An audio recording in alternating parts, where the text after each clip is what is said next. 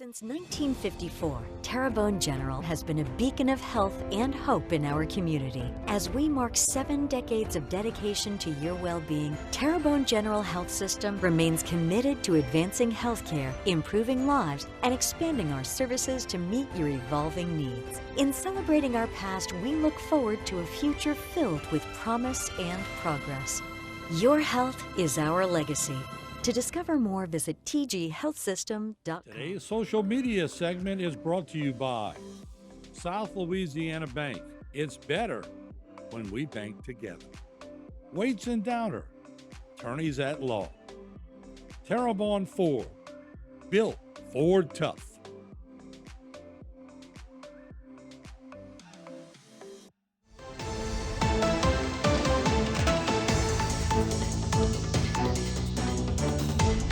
Hello and welcome to this edition of Bayou Time. I'm your host, Keith Weisheidt, licensed clinical social worker with Terrebonne Home Care. Very glad you're joining us. However you may be joining us, we appreciate it very, very much. And I'm always glad to look at some of these events or things that are going on, some specialty things that may be about the history in our area that some people know about and some people don't. Welcome to the program, Ms. Ann Harmon. Brett, thank you for joining us today. Thank you, Keith. I enjoy being here. Yes, ma'am. So this is really interesting because I don't know that I think a lot of people have heard of leprosy. I think there's a lot of misconceptions about what people think they know, but this is something that's kind of lived through your life because of your dad.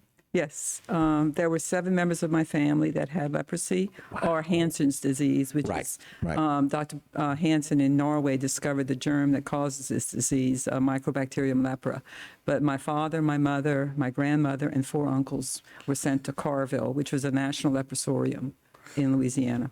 And so some people have heard of it. I'm very familiar with it because of some of the research they've done on it. But let's talk a little bit about this book that you've kind of done and put forward and really shined a light on what leprosy is and what it isn't. Exactly. My dad was an advocate for the patients. He was sent to Carville in 1934. He was 24 years old. His father had been there. His brother had been there the year before. Okay. And then my mom was, and he was from Texas. My mother was from the Napoleonville, Vacherie area. Okay. And my grandmother was sent there when she was 44 years old.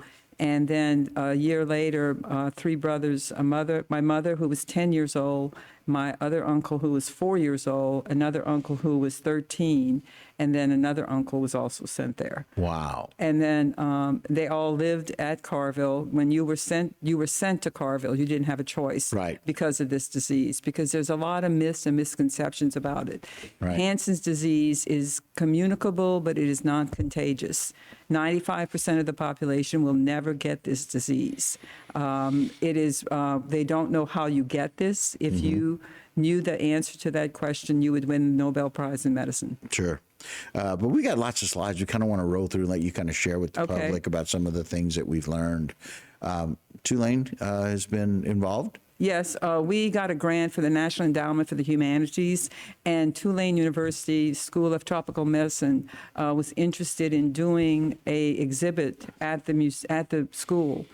Because they do a lot of research on tropical diseases. And they hosted a reception for us for the beginning of this exhibit, which we are traveling throughout the state of Louisiana. It was in Tulane for several months. It just left Lafayette, and it is now coming to Thibodaux to the National Park Service. Right. And then that's going to be the leprosy exhibit. It's going to be at the Acadian Center in Thibodaux. Right. And it's called Leprosy, the Separating Sickness, because families were separated. They could not, when we were born, my parents, we could not be with them. Wow. And my dad was a professional photographer. He took a lot of photographs at Carville. And these are the dormitories at the facility. And you can see him with his big graphics camera. Wow. Very neat. And when the first patients came to Carville, my father was also an artist. Okay. And he has the depiction of the first patients arriving in 1894. There were 7 patients that came from New Orleans because the people in New Orleans were afraid of the patients. So they arrived up at Carville, which was about 100 miles from New Orleans. And they arrived and did not have any people to take care of them. They were and then the Sisters of Charity arrived, and they began to take care of the patients. Right. And this is a drawing that my father did. One of the myths about this disease is that it's contagious. And people know about leprosy through the Bible. But in the Bible, any skin disease was called leprosy. Right. And it wasn't a doctor who diagnosed the person, it was a priest. And that's how the whole stigma started. And my father always said they changed the name, but they haven't changed the disease. Wow, quote by him. And so these are some of the doctors that were very significant to the hospital. Dr. Dyer was the one who brought the patients to Carville, and then the Sisters of Charity came a year later. Dr. Faget, you may have heard the name Mignon Faget. This is actually her grandfather. Oh, wow. And he developed a drug called Promine. And you can see that the woman on the left, she's very disfigured with the nodules. And within 7 years, she took this medication and her face totally cleared up. It was not plastic surgery. And then Dr. Paul Brand, he was considered one of the world's most famous hand surgeons.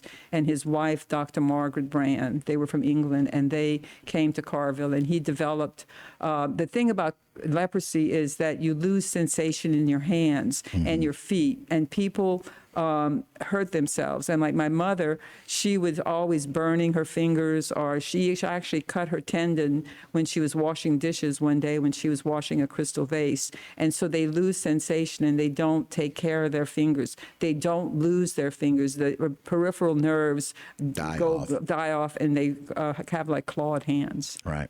And so it's probably the most expressive neuropathy that we've ever seen. And some people have this cardiac or peripheral neuropathy, but leprosy itself, or the disease that causes it, creates this lack of sensation, and so they have so many issues that go with that. Exactly, and it affects the cooler parts of the body, the feet, the hands, the ears, the nose, and the eyes.